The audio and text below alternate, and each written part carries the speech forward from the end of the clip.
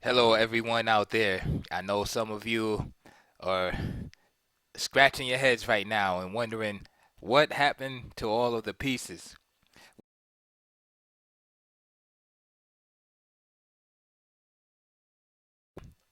What I think is the best way to uh, learn how to play chess. If you're a ranked beginner or if you're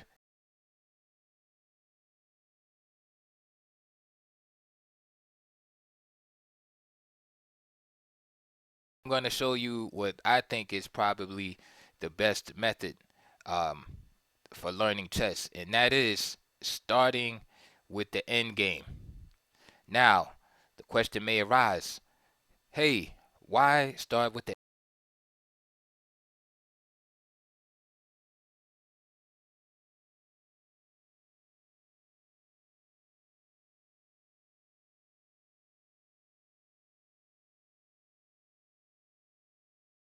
four and knight c6, queen h5, and then a6 or something like that, and I'll be mated. So that's the common argument. Hey, if I, so what it is you have 99% probably. Of course, I haven't taken the survey, but just being around chess a long time in different chess clubs, players, and even looking on YouTube, the most popular videos are all opening videos, right? Because players feel like, hey, if I learn whatever the good, I learned the Roy Lopez real good, or something like that, or a certain variation, they think nobody else knows about it, that somehow they're gonna just start beating everybody, and that's like the most ever. But for some reason, um, amateurs, a lot of beginning players think that's the way. They figure the game starts with the opening. I need to master opening, so they spend a lot of their chess career like focusing on openings, and then they get bogged down at 15, 1600, and then they get frustrated. Then what do? Switch openings. So they study, and a lot of things a lot of beginning players like to do too is focus on dubious openings because they figure nobody knows it. I'm gonna play the Budapest Gambit. Nobody knows it. So they spend all this time studying the intricacies of an opening that is really not that good. Or they learn the England Gambit or something obscure. They play B4 to open the game. And then what happens is once they start playing stronger players and start getting shut down in that opening, then it's like they start getting frustrated because now it's like, wow, what do I do now? I spent 2 years studying B4, the orangutan, and now I can't beat this guy that's 1800 or 1900. Um, so openings, in my opinion, are definitely, the study of openings are definitely overemphasized at the lower levels in chess. At grandmaster level, the higher levels in chess, I would say above master level, and I'm talking about 2200. Then openings start, are more important. Opening because, and the reason why is because those players have. That's why they have the title master. They have mastered the basics. They have mastered the principles already, and now they can focus on openings. And if you don't think what I'm saying is accurate, go and look at Capablanca's games. A lot of people praise Capablanca for his endgame uh, talent, which was definitely spectacular. But what a lot of people don't understand, and this is what Bobby Fischer said about Capablanca. So Fischer is definitely somebody respected in the chess world. Is he said that Bobby Fish Capablanca didn't really play the openings that well, right? He played just enough to get a reasonable game, right? So he played simple openings, right? Just get the pieces out, right? He's not trying to beat you in the opening. Just get the pieces out, and then his middle game was so strong that he basically had the game already won before it got to the ending.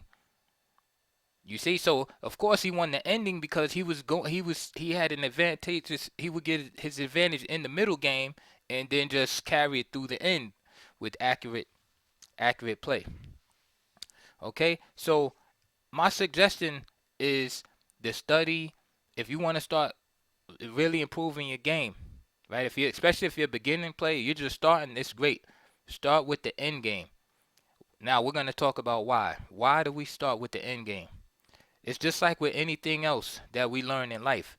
When you're first learning a language, you start with the alphabet. If you American, or any nation you might live in, you start with the alphabet, because first you have to learn A, B, C, D, and so on, right? Before you can form words. So what I'm saying is you want to start simple, and then you build up. Okay, the way we learn chess, the most of us, when we start with the opening, we're learning chess backwards. We're starting from big words, to use the analogy. We start from big words and then learning the other way. Because what do? We start with the opening, then we go to the middle game, then we try to study the end game. That's why what happens with most players, and there's that old saying that uh, uh, amateur chess players, they play the opening like a grandmaster, then they play the middle game, like a like a lesser rated player, like a uh, regular average player, and then they play an end game like the beginner, because that's what happens. We focus all our energy on the opening, right? And we copy, right? We don't always understand all the reasons why certain things are being played, but we've seen certain moves so many times that we just copy without fully having an understanding. So we play the opening like a grandmaster, but then once we're on our own, once we're at a book, then our level starts to show in the middle game. So if you're like a 1700 player, that's gonna start showing in the here, create a weakness here, weak square there, whatever. Maybe drop a pawn or something from some tactic, right? And then by the end game, then it gets real suspect, because you might know a few things about the end game. Okay, I need to keep my rooks active, or put my rook behind the pass pawn or something like that, and that's it. We don't know about the Lucena position, or the Philidor defense in the end game, or anything like that. But again, starting in chess, the equivalent of learning the ABCs would be learning the game with as few pieces on the board as possible. So you should first start with one white king, one black king, and one white pawn, and learn the ins and outs of that ending. Okay, that's how you start. Then once you master that, then you throw two pawns on the board, and you look at you get a endgame manual, and you learn king and pawn endings. Start with that, and it's important because those are the ABCs, and plus by breaking it down like that, you get to see the power of each and every individual piece, right? So first you see the power of the kings, right? How useful the king is, where the king is most effective, when it's most effective, which is in the end game, right? Because it can't, usually can't be attacked, and things like that. You get to see how the pawns, how effective they are by looking at the end games. You get to learn, certain um, intricacies, right? And with a little bit of pieces on the board, instead of having all the pieces on the board. Okay, so you're looking at these grandmaster games between, say, Magnus Carlsen, Vladimir Kramnik, and don't really understand what's going on, because if you understood what was going on, then you would be able to duplicate their play. Okay, the fact that you can't duplicate the play means that at some level you're not really understanding. Like, yeah, you could copy, right? But if somebody deviates, then it's like your true level will show. So I think the best way to learn chess is to build from, just like it says in the old good book, precept upon precept, line upon line, here a little, there a little, right? You have to start with a foundation. A lot of us amateur chess players didn't have the chance to have a coach, right? So you learn like a little bit here, learn a little bit there, and then what happens is you have gaps in your knowledge, or you play certain positions like pretty good, and then others, you might play one type of position like a 2000 player, but then you play another position, like a 1200 player, and so on. So you have these gaps. That's why kids, they have coaches and stuff that are masters already. The coach is able to cut out all the errors and nonsense in preparation and studying, so the improvement is steady and rapid.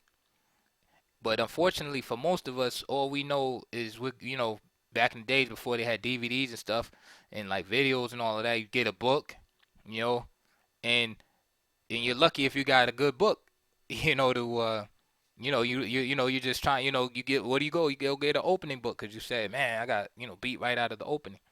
So let's get to this position right here. Okay, now with this position is white to move. Okay, white to move, and I have the board orientated correctly, so white would be going up the board. So it's white to move, and you can see he just has his lone king. And black, as we can see, has a knight, pawn, and king. And black wants to obviously move his king here to g2 or g1 and promote this pawn. And now another thing that you should notice is that if white can get rid of this pawn, then it will be a draw because you can't mate with just a knight. All right, so my question to you is, first of all, can white prevent this from happening? Okay, and this the second question is, if he can, then what move do you do? Now, some of you are saying that this looks pretty easy because obviously you don't want the black king to come out to g2 or g1, right? So my question is, which square do you go to then? Do you come here to f1 or do you come to f2? Now obviously not f3 because then the black king squeezes out at g1. Okay. So if you want, you could pause the video and all of that stuff or set it up and think about it and work on it. Okay. Now, one move loses for white and one wins. Okay, and this is another important aspect about studying the endgame, is because it teaches you to be accurate, right? To be precise. Okay, because first you want to learn how to calculate with the little bit of pieces on the board, and then you add more and more and more until you're able to handle, right, all 32 pieces. See, it's hard enough just with a couple of pieces. Okay, so let's look at this now. So let me show you the losing move first, right? And there's a method to this. There's like little shortcuts in these end games, because some of you, I know, are like trying to calculate because the knight can move so many spots. So you're trying to calculate like, okay, knight here, king here, knight here, king. Going back, that's the wrong way to do it. You'll waste all your time. I'm going to show you a principle, and this principle is going to probably stick with you for the rest of your chess career. And this is what a lot of GMs do, is they have a lot of shortcuts. So while you're struggling trying to calculate and taking all this time, I could look at this position and I know the winning move right away. Of course, I already know, but this position and this position, moving, a file over whatever, I know the winning move right away, and I'm gonna give you the technique. It's just a principle that you just gotta understand. So first, I'm gonna show you the losing move, which is king f1. Okay, king f1, knight d7, king f2, knight e5, king f1, and knight g4. And now we see that the king cannot go to f2, right? Because the knight is covering that square. You got to back up, and now the king is liberated. The black king is liberated. The winning move, excuse me, not the winning move, but the move that holds. King f2, of course, doing the same thing that king f1 did, right? So now, same thing, knight d7, king f1, knight e5, king f2, there's knight g4, king f1, but now the difference is it's black to move instead of white to move. Knight e3, king f2, and There's a draw. There's no way to get the the white king off of f2. Okay. Now, how can we figure this out without calculating? Okay. So learn from this position. Okay. So we see that the knight is on a dark square here. The pawn is on the dark square.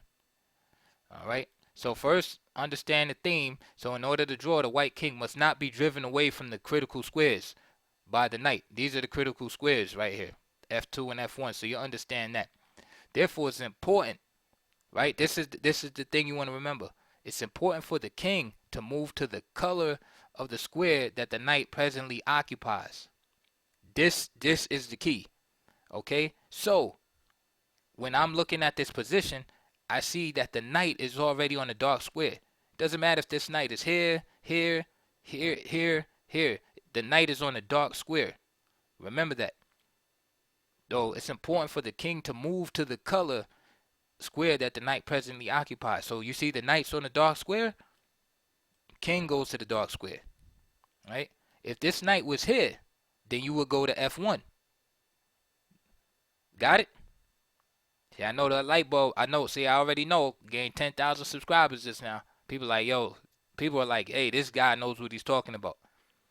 Right? Look at that. It doesn't matter. That's why I'm moving the knight around all crazy. It doesn't matter. If the knight is on a light square, you go to the light square. The knight's on the dark square, you go to the dark square. Okay? That's just flashed up. I look where the knight is, and I know where my king has to go. King f2.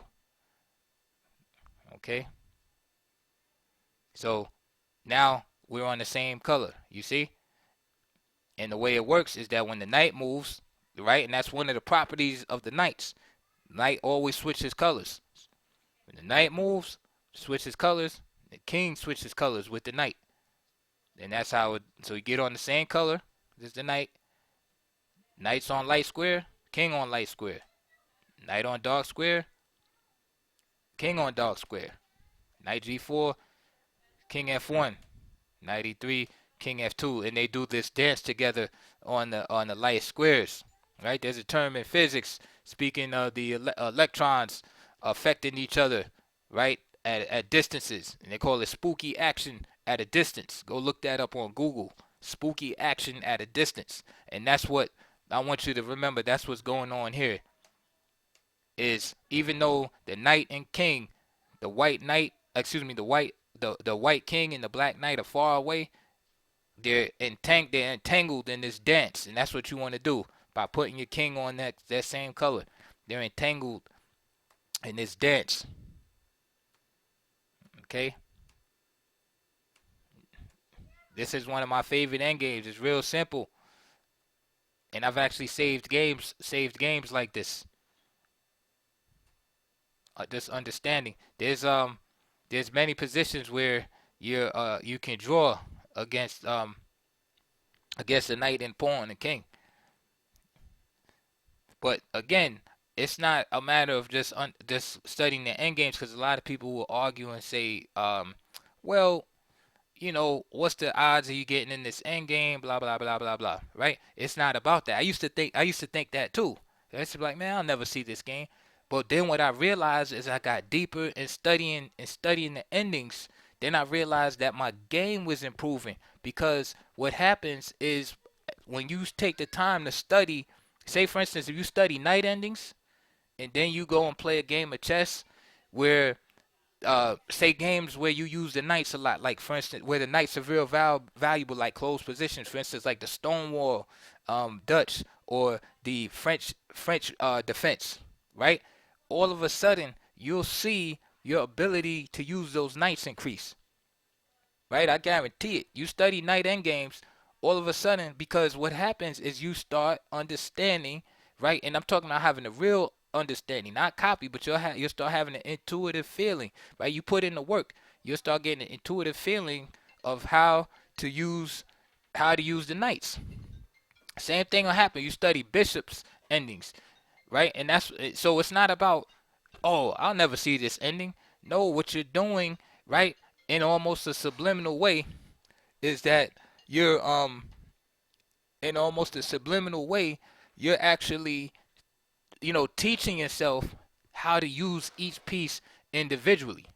Okay? Look at it like this. It's kind of like if you go in a karate school or something like that, right? All right, karate's old school now, right? So let's say jujitsu, right? Everybody wants to be jujitsu experts now. Okay, so they don't just they just don't throw you in there, with the black belt right away, and you have to learn all the moves. No, they start you off, you know, first how to stand, maybe, start off, at the white belt level, how to stand, maybe get your stamina up, your strength up, some stretching exercises, something real basic before you even start even rolling on the mat, you know, some basic things. It's the same thing in boxing. Like I used to box when I was younger, right? Same thing. You learn basics. Okay, how to stand properly before you even really start throwing punches and stuff, right? Just how to stand, right? How to keep a proper posture, right? Not squaring up. So why shouldn't it be the same in chess? Why should you start out with the whole all 16 pieces and you trying to manage everything like that, right? No, you start off with basic king and pawn endings. Okay, you knock that out, right? So now, say for instance you master king and pawn and like you feel real confident, right? Opposition. You can look at the board. You can win the game and whatever, a draw. Then now you start studying minor piece endings, king and knight. Knight and bishop, right? Again, another thing is with the bishop and knight checkmate, right? I used to be one of those like, what's the odds of you getting that? It's funny. All these years I've been playing, there was one time, only had that ending one time, and it was against me. Somebody had the bit. I had sacrificed a piece. I had sacrificed a piece early in the game. It was a Roy Lopez actually. I still remember, and it was the birds variation, right? Because that's all I knew to play. I played the birds variation, which was a little dubious, but I sacked a piece early in the game, and then it came down to where it had like a couple of pawns, and my opponent had the white pieces, and he had a bishop and knight. And I wound up losing the pawns eventually, right? And then he had to mate me with the knight and bishop, and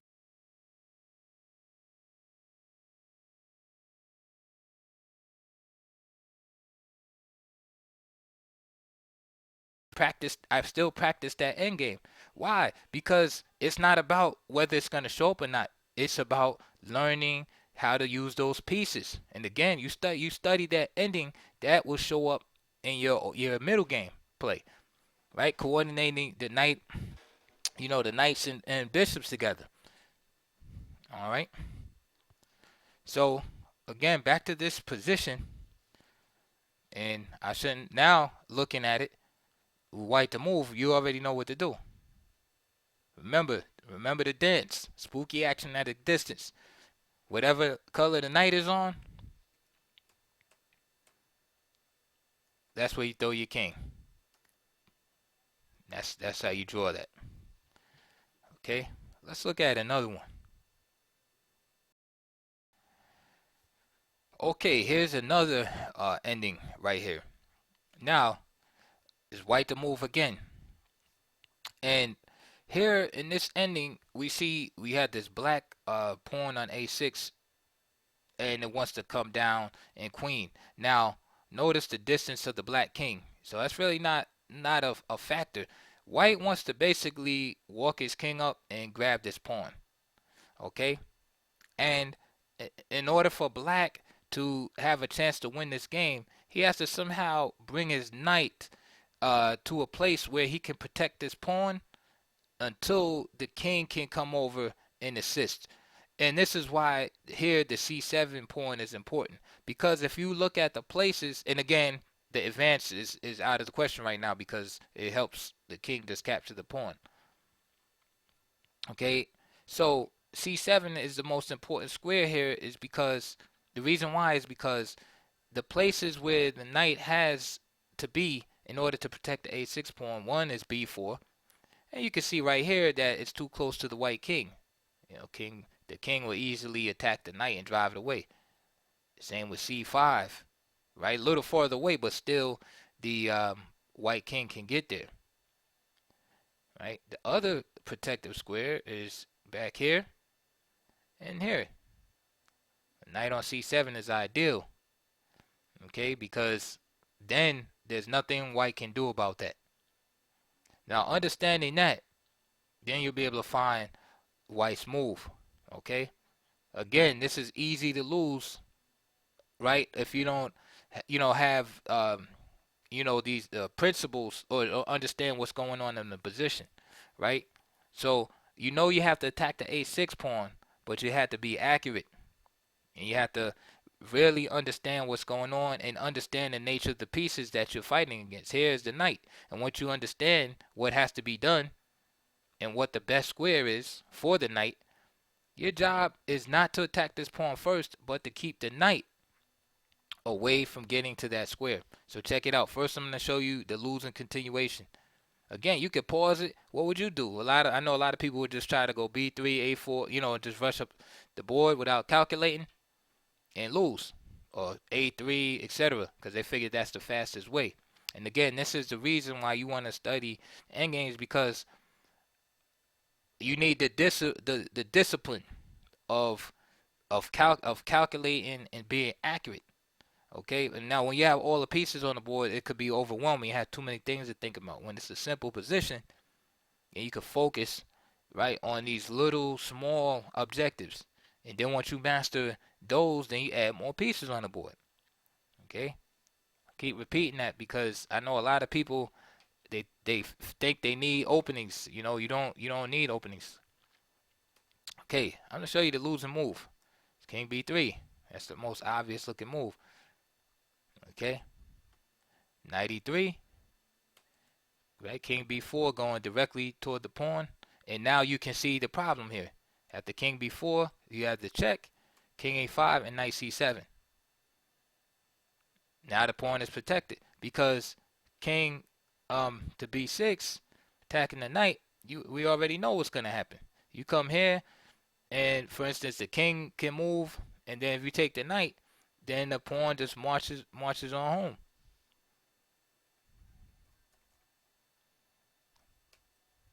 Here's the proper move to draw. So king c3. Now knight e3. Now what do? Do you go to b4?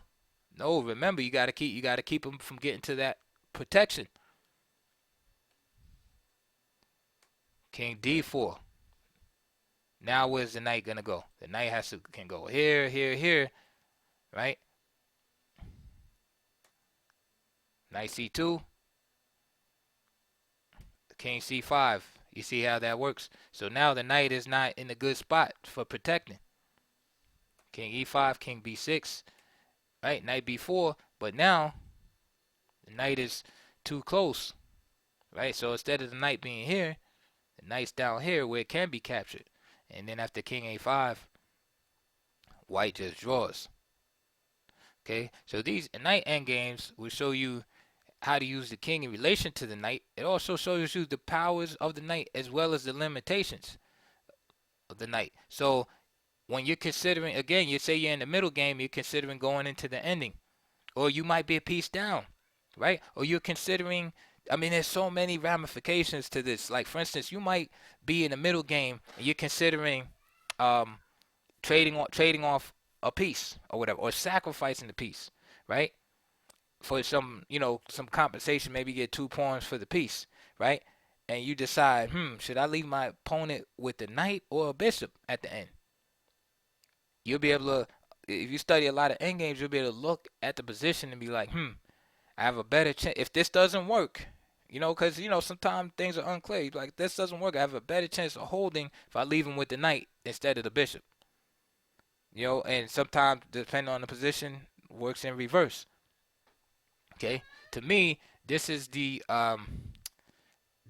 key to strength in chess, is mastering each piece individually. Again, starting from the ABCs and building your vocabulary. Okay, what's the second recommendation? So first, I say study endgames. Let's say start with the simplest endgames, king and pawn endgames. Then go to then I would say study minor piece endgames, but the endgames that occur frequently are rook and pawn endgames. So I would say study king and pawn endgames, then rook and pawn endgames, right? Learn your Lucena position or Lucena position. People say it different, and learn your Philidor's position. There's many different types of themes, and I'll look at some different endings, but then after rook endings, then go to your knight endings. After that, right? I would say tactics, right? Do a lot of tactics. Um, those are the things. Openings. Oh, if I'm at a beginning level, I say get a simple opening. Don't try to don't try to follow the repertoire like Kramnik or somebody like that. Get a simple opening. Play the London system or something like real easy to learn. Play King's Indian attack if you have the white pieces. Just keep it real basic. You know, keep it real basic. Maybe it's black. Play E6. I remember I played in a tournament one time. I was rusty. I hadn't played in maybe 2 years or something like that. I always like study chess, but I don't. Sometimes I don't get to play a lot. And I went to a tournament, and I remember winning 3 games with black, right? And I was rusty, so I didn't really have time to prepare properly. So I didn't want to walk into anybody else's preparation. I remember I played all 3 games with black, opening with 1d6 on the spur of the moment too, because I said, man, I don't want to get caught out there with anything. So it didn't matter what the opponent played. I played d6, d6, and I just kept systems like d6, knight f6, and then I played like an old Indian style, knight bd7, e5, right? Nothing too theoretical, and I wound up winning all 3 of my black games. I played players from 1900 about 2100. All 3 black games. Actually, I won the tournament, but I remember winning those 3 black games with D6. And I remember just thinking to because people were like, what opening is that and this and that. And I was like, you know what? I think it's like an old Indian. But the point is that if you're real strong tactically, then you don't have to, you'll be able to navigate through the opening. Okay? You just don't want to get in anything real theoretical. And again, when you're just starting to play, learn the ABCs first, and then eventually, you could take time and work on the opening. All right, let's now in this position again, it's white to move. Okay, again, the king is. This is a study by Max Erva. Matter of fact, or Oiva, some people say it like that. Former world chess champion, and notice he has a king off to the side. So it's basically you don't. He's saying the king is not a factor here. There's a king way on h1. So if it's black to move, black just simply takes the pawn. It's to draw. So the job is for white to use the knight to kind of support the pawn long enough until the white king can get in the fray. So you you 5 here and knight d6. The other move I forgot to mention was c5, right? So, excuse me. Right here, you have the choice of knight a5, knight d6, or c5, because the knight is protecting the pawn. Now, let's dispatch c5 right away. Is a draw. Now, it looks good because the knight is there protecting, but as you can see, the king can easily just go and attack the knight. After king d5, say king g2, rush into the assistance, king c6, king f3, and then king takes b7. Now again, understanding your king and pawn endings, this is a dead draw. So after king takes b7, king e4, let's say comes back, attacks the pawn. King d4, and there's no way for white to get into the position that he needs to in order to promote this pawn. He has to get in. He has to be in front of that pawn. He has to basically be where the black king is, and there's no way to get there unless black doesn't know what's going on. And play could continue. Say,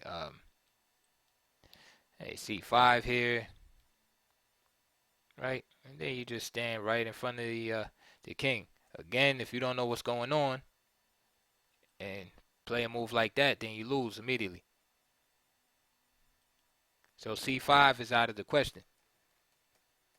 Okay, it's a dead draw there. Other move is knight d6. Again, you just simply attack the knight and say there's nothing that you can really do about this. So, for instance, king here takes d6, f3, and then far away, and you win the pawn. Okay, so let's look at knight a5. Okay, now the difference here is the knight puts itself in a position where the king, the black king, has to move away several files in order to get to it. In other words, to get rid of this knight, the king has to go to the c file, to the b file, and then come over here, which gains important tempi for this white king to get over. For instance, on d6, black remains in the vicinity of the c pawn. And c5 is the same way. Black is always right near the pawn. This allows him to draw. Knight a5, this forces black to move away from the pawn. And this makes all the difference. So after knight a5, king c5, king g2, king b4, king f3. Look at this. King takes a5, king e4. And remember, have to get in front of that pawn. Who's going to be the controller? King b6, king d5. Look at that. Just in time. Just in time. King c7, king c5, and this is a winning king and pawn endgame. And again, if you study your king and pawn endgames, you know that this is winning easily. So it started out like this, and the knight is used to anchor the pawn long enough so the white king can protect it. That's a good principle to learn. Okay, how this knight was able to draw the king away, right? Here's an interesting position. Again, white to move. And this is from an old British chess magazine, 1951, a composer named Zeppler. And with this position, the subject, and I'm showing knights, I'm just this was just random. I could have started with rooks or anything, pawns, but knight is interesting enough. And this position right here is going to show the weakness of the knight when it comes to stopping past pawns. Again, these are principles that you want to absorb into your game. Okay? So again, look at the black king. So the only way to stop that pawn on a7 is with this knight. Okay? So again, if this knight is not here, white simply plays a8 queen and wins the game. Okay? So the objective is clear. Right? It's just to get rid of this guy. All right? So it's real basic. King d3. Now you're saying, what? Again, why not just go directly why not just go directly, take a direct route? Well, first of all, again, this is where accuracy comes in. If you play king d4, then there's a fork. Right? I'll show you. King d4, boom, draw. Okay, you can't go here.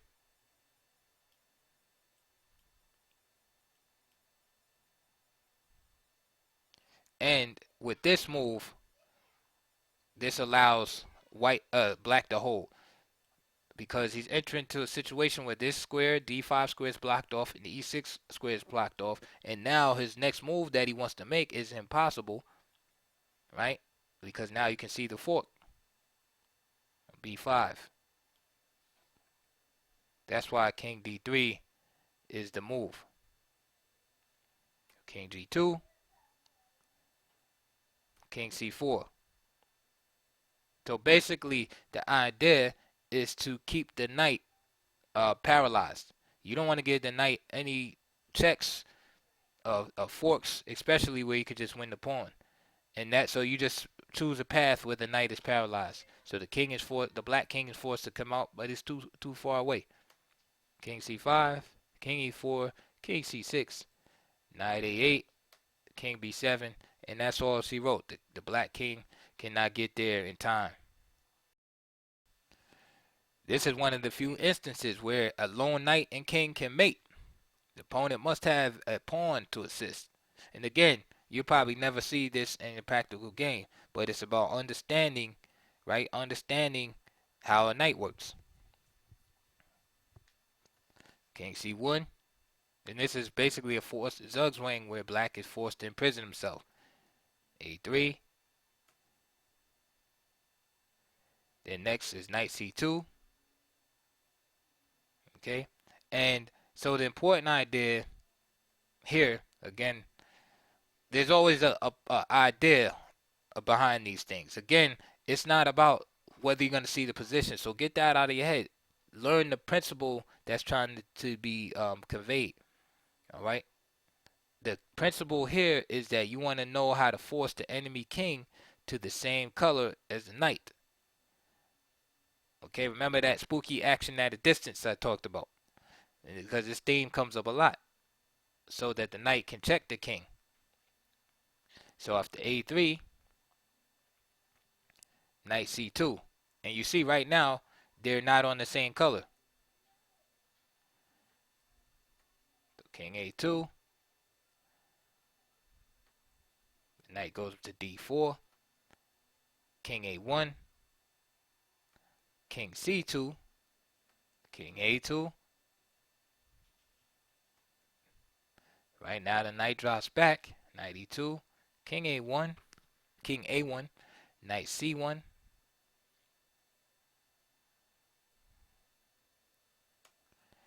a2. And you see how the knight and king are now on the same color. So now it's white's move, and he's able to deliver that mate. And that's basically the principle there, is you're setting up a position where the enemy king and your knight are on the exact same color, and it's your move. All right, this is the last night ending now I'm going to show you for today. I mean, there's thousands of these things. This is what I like to do. I like studying endings. But I'm not going to drag you into it because I know a lot of you like, man, I want to study the King's Gambit or something. And but just to get some of you excited, to those that have an ear, let them hear it. Studying the end games again will pay off. Your game will improve. I mean, you will find yourself handling pieces, better. Here's an example from Checkover 1955, and again we see the white king way off, and on a8, and usually such things happen where maybe there was pawns, was queened, and then player had to give up, say, a rook or something. So maybe the pawn was racing up the board, the A file, and black had his rook behind it. King went to assist the pawn, say on b7. He queened his pawn, and then black had to sacrifice his rook, and now the king ends up on a8, and he has this knight. And we see here the knight versus two pawns, and these pawns are racing down the board. The king is way out of position, and white has to find a way to stop these pawns. Now, what I find interesting about this particular endgame is we all know or should know that two connected passed pawns very difficult to stop, and even rooks, a rook cannot stop the pawns if they're connected on the sixth rank in most circumstances. In this case, would be the third rank since black is coming down the board, viewing the screen from top to bottom. So the question is, can white stop these pawns with this knight? Okay, and so a lesson that you can learn from this is the value of the pieces are relative. Okay, so I know when you first started playing, you learned the queen was 9 points. The rooks were, I don't even remember, the rooks were like five or something, 5.5, 6 points.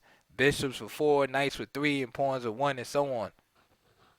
Okay, the the the value of the pieces are relative depending on the position. Okay, so here you have this knight. White cannot win, right? He just has a knight, so he can only try to draw. But it looks like a clear win for black. So 96, right? He's under attack here, by the way. Okay, if black's move, he just captures, and that's a wrap. So he attacks the pawn. Okay, 96, and he pushes. Okay, now you're forced with a major decision. Do you blockade here? Right, many players would just stick the knight in there, but again, this is not a good outpost because there's nothing holding the knight there, nothing supporting. And after knight f4, then black would just play d4 and drive the knight out. Okay, so for instance, knight e2, and black is just winning. So g7, right? This is counterintuitive because it's actually driving the pawns forward. Pawn goes to f4. Okay, so I know some of you are saying, hey, what about just do g3? Oh, g3, knight takes f5, g2, and then we have this fork. Okay, so always good to understand and recognize the color schemes, right? Because we know the knight, that's one of the big properties, and this is strength and weakness of the knight, that it switches colors every move. Okay, that's why g3 doesn't work. So f4, fantastic move. Knight h5, forcing the pawn to go forward. f3, knight f6. This is crazy. Forcing the pawn to go forward. Again, you get the idea by now. f2, knight takes g4. Because if he queens, then knight e3. Okay, this king is just this happens to be in the perfect spot. So knight f6, g3, knight e4, pushing the pawns ahead, g2, and then finally knight d2 check, and black cannot win. Okay, so for instance, king here, then just simply knight takes f3. And there's no way to win this endgame. I know some of you are thinking this pawn can queen, but I'll leave that to your own studies to figure out why this is just a dead draw. But I just wanted to leave you with this ending because I mean, when I saw this, I looked at this years ago, and I haven't looked at it, in a while. But this is it's just amazing. And again, like I said, you start studying endings and stuff like that, and you start getting into them, you'll see your management of the pieces improve over the. Okay, so now as you see, I've added a bishop, right? So now added some pieces. Now you got a pawn, king, and bishop. Now, and this move is this move in this game is white to move. This is from an actual game. from 1964. The names of the players are not important, but it's a player named Rausterreich and Nemeth. And I'm showing you this example. This is going to be the last one with knights that I'm going to show you. I'm showing you this example for a specific reason. And the reason is because this is going to, this is like a almost like an introduction to show you the thought process in evaluating moves, any kind of moves. I made a video talking about the Berliner method in chess, where you start with tactics, because tactics is king in any position, even the end games. It's tactics is king. Then you go to piece location. After that, development and space. Now here you don't have to worry about development. You're in the end game, so now you primarily concentrating on tactics and piece location, right? And then space. Okay, tactics being, forks and winning material and things like that. Piece location, what is the ideal position for the pieces? And as the game boils down, you don't have as much pieces. So right here, for instance, white only has king and knight. So it's like, where does the piece where do the pieces belong? It gets simpler. Okay, but that's the thing. You want to master the simple things, the ABCs, and then get more and more complicated. This is why I added the bishop here. So now in this game, which actually happened, um, let's look at it. Let's analyze it. And this is how you should be thinking in chess. Okay, you always have to have a plan in every position, a plan, an idea. Never move without an objective. Okay, don't move because this is how you drift in positions. If you look at a lot of beginner games, you'll see just ideas, like different ideas started and not completed, different plans, like part plan, a plan here, a plan there. Sometimes it's better to, like, you might lose a game, like if in grandmaster games, of course they'll lose and make mistakes, but they carry through their plans, right? Now, the reason why they might lose is because the plan wasn't tactically fit, right? There was some type of error, but the plan is consistent. Okay, it's like, okay, this is what we're doing. Stick to the plan. And a lot of lower level games, it's like, okay, you start one plan and you might do a move related to that, and then you do something else, or you just chasing like a threat or something, and there's really no plan. Right? So one thing that studying the end games does for you is it teaches you to focus on the objective, because again, with only a little bit of pieces on the board, it's easier, not easy, easier to focus on the objective. So here, for instance, if I said, well, what's black's objective here? It's real simple. Black's objective is to promote this pawn, right? He wants to get this king out of the way. He has a dark square bishop, right? He wants to get this king out of the way and promote this pawn. That's his big objective. Okay? So now, what would be the tactical um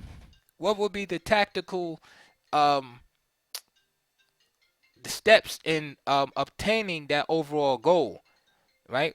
Let's think about it. Okay? One tactic that shoots to mind for is just playing here, winning the knight. You see? So the overall plan is to push this pawn to the queening square G1, right? But that's the big, your big goal. But on the way, you need strategy.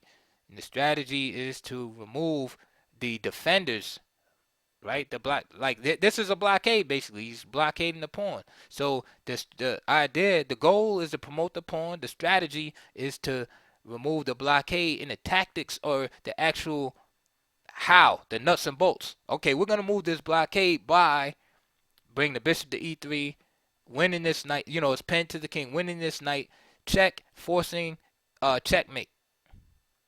You see? So goal, strategy, tactics. That's if black had his way, but it's white to move. So you have to think the same way. Well, what's white's overall objective here? White's objective is to draw the game, but that's too vague. Okay? You want to win this pawn if you can. Okay? But if you can't win the pawn, you want to create some type of draw, a stalemate or something like that. So we can't say that white wants to draw the game. Okay? So with that in mind, we have to then think of like a strategical operation whereby we can draw the game. Okay? And one of them is winning the pawn. Okay? We can win the pawn if we can distract this king away from the protection, right? Say if the king was here, of course it's in check, but say if the king was here, we would just take it. Okay? So always have a plan, the objective. So the objective is to draw the game, and one of the ways we can do that is by winning this pawn. All right? And again, tactics is king. So we know as white, this move is very important. Okay? So what are we going to do here? All right, so I hope I'm getting the point across, and that's why this is why you want to study. This is why I think it's the best way. I heard that back in the days, like they used to teach Russian kids, like I don't know, that for a fact. It's just something that just through years of studying chess that just occurred to me one day, like years ago, because I started playing chess like a lot of people, just fell in love with the game, and I didn't have a coach or anything, and just trying to learn. I started playing chess when I was like 22, which is late. I wish I was started playing when I was like 6 or 7. I think I'd have made grandmaster, but anybody could say that, right? But I started playing when I was 22, and I remember my first 2 books. I had Winning with the Colle System, right, a red book by Ken Smith, um, and the other one was I.A. Horowitz, Chess Openings. I didn't even know where. It's funny too, because I didn't even really know where to get the books from. I went to a used bookstore. I asked the guy, I said, "Hey, you got any chess books?" And he had like a couple of books. One I seen, it said Winning with the Colle System. So I said, okay, I'm gonna win with this if I get this book. That's how naive I was. I said I'm just gonna start winning because it says Winning with the Colle System. I said I'm gonna learn this and win. And then the other book was I.A. Horowitz, Chess Openings. Now it's funny because that book was written in like 1958, but I had no idea of about openings and whether they like evolve and things like that. It just said it was a big thick book, Chess Openings, and it had the old annotation too, like king to king pawn 4 and stuff like that, that old school annotation. And it was, like I said, it was written in, I think, matter of fact, I want to say 58 or 59, because I forgot who was world champion at the time. I think it was like I can't remember if Botvinnik was champ. I think Botvinnik was champion at the time. But Tao was real good because they had like some Tao games. He was like an up and coming grandmaster, and I still have the book. But it was just funny because I just remember, that fire in the belly for chess. But again, it was like misdirected because I didn't really know how to approach the game and studying. And I had went to a tournament, one of my first tournaments. It was in Connecticut, and I played IM, I9 Kobas, right? Some of you might have heard of him. I played, and I remember after the game, I lost, of course. And I remember after the game, it was real funny. I said to him, I said, do you know the Colle system? And he had his accent, like a Czechoslovakian accent or something like that. And he just laughed. He said, I know all the system. Like in other words, he's an IM. He knows all the stuff, but I didn't know. I was just like, hey, I got this book, man. You better watch out. But anyway, sorry for that big tangent, but I like playing chess. It is exciting to me, and like I said, the endings to me start with the ABCs and then improve your game drastically. But anyway, back to this position. So it's white to move. Black has the advantage here, right? And the advantage is because he has, a static advantage. In other words, we just count the material in the board. He has this extra pawn, right? And the bishop versus the knight, he has white pressed up against the wall. So he has the advantage, but can he win? So the idea for black is to protect that pawn at all costs, right? Because he wants to queen it and not allow the knight to position itself for a sacrifice. So that's basically when we talk about the strategy and tactics, that's it right there. And that's what you have to look at the position and come up with that with a general plan. See, once you know, if you're black, you know, okay, I can't allow this knight to position itself for a sacrifice.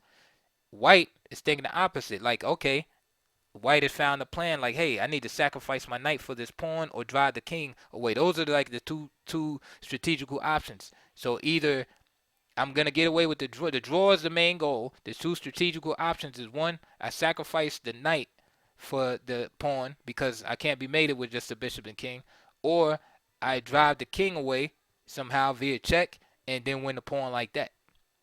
And so all your variations after that should be connected to those two ideas. So let's look at it. Knight g4. That's connected to the idea of drawing the king away, right? Sacrificing itself for the pawn. Because if king takes knight, you just grab the pawn. Of course, he doesn't want to do that. Remember, black's idea is total opposite. Now, here's the problem. White would love to just stay there, but he has to move too. The king has no moves. Okay? So another idea, I only mentioned two ideas. The other idea is if you could create some kind of stalemate. So those are three ideas. Knight f2. And here's where the stalemate comes in. Because that's stalemate. You say, hey, I'm going to win this knight. Okay? So after knight f2, king f3. Knight h3. Again, now this is where it helps to understand your king and pawn endings. Okay, because if somehow this knight and bishop wasn't on the board, this would be this. Then black can draw. White can draw this also.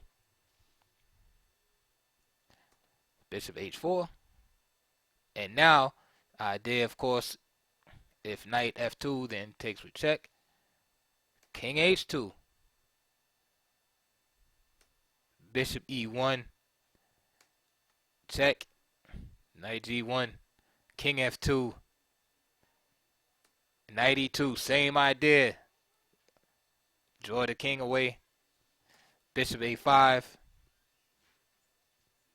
King h3. And bishop c7.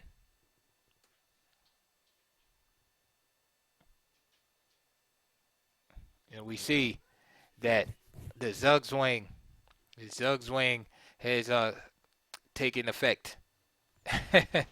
And finally, we see whose plan is victorious here. Okay, so this was like a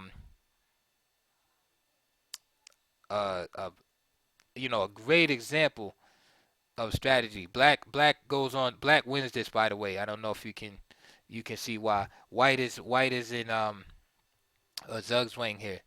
The bishop guards these dark squares, right? So the king only can move away. If the king moves away, black is free to capture the knight. All right. Again, guarding the squares, so the knight can't go there. The knight can't go there. Knight g1. King just snatches it up. And of course, any other knight move, black's able to queen the pawn. Okay, so now that ending was sort of complicated, but look how little look at the amount of pieces on the board. This is a king and bishop, and a king and knight and pawn. So just think how tough that was.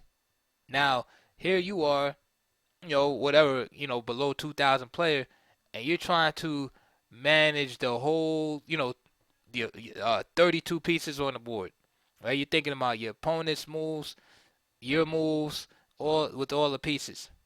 You see? So, like I said, you start small and you elevate, and that's where your true chess strength will lie, right? Just learning to form objectives That's very important in chess. Learning to form objectives and goals and strategies and plans. And of course, as you do that with the small things, then you'll be able to do it with the larger things. Okay, one more. Here's a problem from 1934 by Breneyev.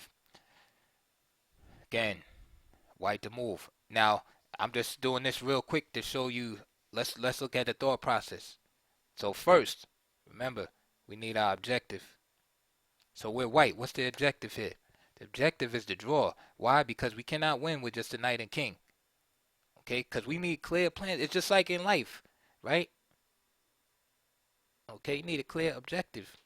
So for instance, like say if you wanted to enroll in college and you went to the registrar's office and they said, okay, what program do you want to go in? He was like, oh, I don't know.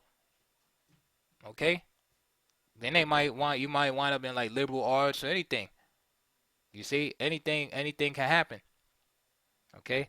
So you want that clear objective, like, hey, I want to be a doctor. Then they say, okay, I want you to enroll in the biology department, you know? Or it might get more specific, hey, what type of doctor? You know? You see? So same thing in chess. You're in a clear objective. So here, in order to make a clear objective, also you need to be able to assess what's going on. Again, the same thing in life. Assess where you're at. Okay. So in this position on the board, we see that there's no way white can win. Right? You just have the king and knight. So boom. So objective is what? Draw. Okay. Now, let's look at what we must do to draw. That's the strategy. So now we know that the objective is, well, let's map out a plan to get there. Well, we know we have to stop that pawn on F2. We either have to capture it, right? That's one way of drawing, right? Capturing the pawn, somehow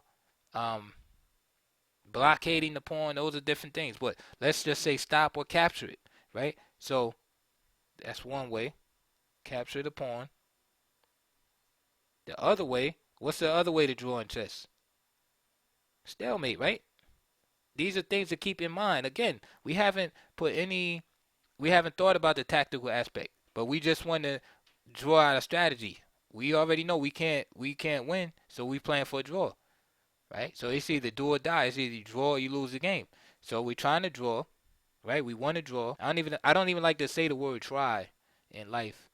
It's like Yoda said in Star Wars to Luke Skywalker. Luke Skywalker was trying to lift the spaceship using the Force, and he said, he's looking at him, and he said, "Come on, Luke, use the Force." And Luke said, "I'm trying," and then Yoda said, "No try, only do." And that's try, because try leaves room for failure. Okay, so we're not trying, we're gonna do, right? We don't try, we do. So, all right. So the strategy to obtain the objective, which is the draw, we either have to capture the pawn or engineer some type of stalemate. Now we get to the tactical portion. Is actually how we gonna do it. So the first thing is looking at it tactically. Again, it's white to move. Can we stop the pawn? Okay, let's look at our legal moves. Well, obviously the king cannot legally capture the pawn on F2, so the king is up. Is there any move that the knight can do to capture the pawn? Let's look at the knight's legal moves. The knight has 1, 2, 3, 4, 5, 6, 7, 8 legal moves. Neither one of them allow the capture on the pawn. Well, what about maybe a fork? Okay, so maybe here and here. Nope.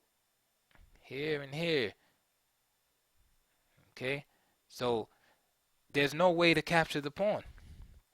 So that tactically is not feasible. The other strategy then we must focus on is there a stalemate in the position? Okay? And now we must look for the stalemate. Now, one of the features that usually make you think of ideas of stalemate is when the king is in cramped quarters. So this black king doesn't have too many squares to go, right? These two are blocked off by the opposing king. And so he just has f1, which happens to be the queening square, and he has h1. Okay, and this is so based on this theme of stalemate. Again, we have our objective, strategy, and tactics. So now we're going for the stalemate. So now to get the stalemate, and by the way, this bishop is threatening to capture the knight, so the knight must move. But where? Okay, so we calculate. So knight f4, right? Again, we already know that we can't stop it. There's the queen, and there's your knight h3 check. And again, look at the cramped quarters of the king, and you have stalemate. Okay, so we've seen that. Objective, strategy, and tactics. Right, so we saw objective, strategy, and the tactical implementation, and the simple end game. And that, my friends, is how you play chess. Okay, but you have to do that over and over to master that way of thinking. And the best way to do it is starting from simple positions. And of course, you can study tactics, because tactics are the same way. You have like a piece. You have a puzzle or whatever, and you know, white to move and win or whatever like that, and you look at the same thing. Well, what's the objective? What's the strategy? And what's the tactical implementation? The thing about having, again, a whole bunch of pieces on the board is makes it more difficult. Again, when you like learning, you want to master simplicity and then move upward. And then again, what I like about the end games, more than just studying like a tactical puzzle, is that it forces you to be accurate for more than one move. Because again, if you have something like white to move and win, and you make the one move, you know, you might think you're stronger than you really are. Because most combinations and things like that in chess, you have to be accurate. If you look at Grandmaster games and say a piece is sacrificed on move 20, the win doesn't come to way down the road. And that means that Grandmaster that sacrificed a piece, he had to be accurate for a long time before the fruits finally came. And the thing is with end games is you have to continue to be. It teaches you to focus and be accurate. For instance, here if you found knight f4, right, and then after queening, say you took the bishop or something. Of course you wouldn't do that, but you just did something, asinine, then and weren't accurate and lost the game. You won't want to do that. This is interesting too. This instead of queening, is taken with the knight. Instead of queening, is promoting to a knight. But there should be a draw because you have your knight, and you couldn't mate. You won't be able to mate white.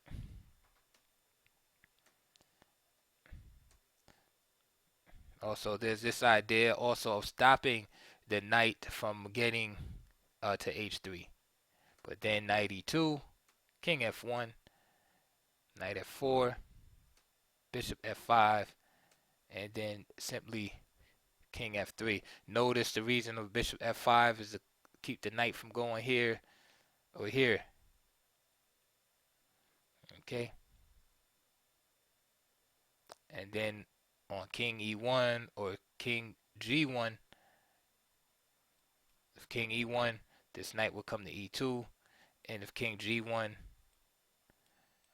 knight e2 check. Okay, so that's a draw also.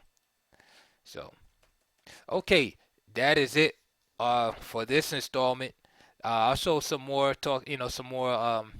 end games and such like that. But I just wanted to try to convey what I think is the best method for learning and improving is especially your knowledge of how the pieces coordinate with each other in chess. So I hope you enjoyed that. I know it's a little long, and hey, please like and subscribe. Comments welcome below, and I'll see you on the next video.